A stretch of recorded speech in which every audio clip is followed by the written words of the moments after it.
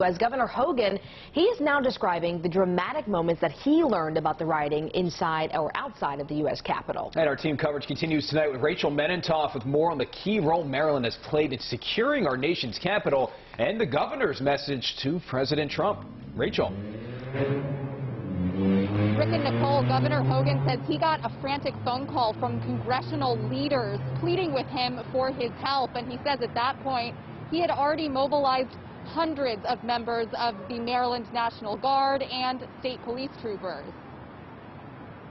This assault on our democracy cannot stand. On Wednesday, Governor Hogan says he was on an international call when his chief of staff informed him of the rioting outside of the U.S. Capitol building. We got the gates down. Get up there, guys. Soon after, he got a desperate phone call from House Majority Leader Steny Hoyer from Maryland, along with House Speaker Nancy Pelosi and Senator Chuck Schumer.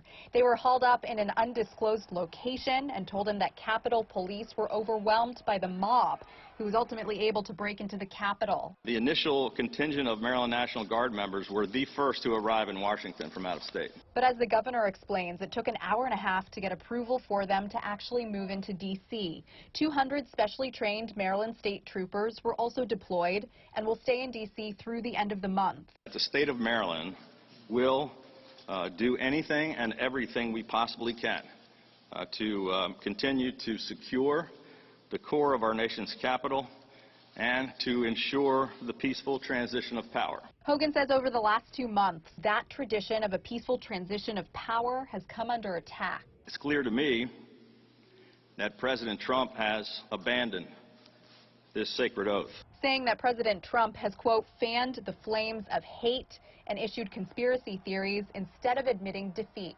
The mob may have shattered glass, but they did not and they will not shatter our democracy. Governor Hogan also said he thinks the country would be better off if President Trump resigned or was removed from office, and if Vice President Pence took over during the transition. Reporting live tonight, I'm Rachel Menentoff for WJZ.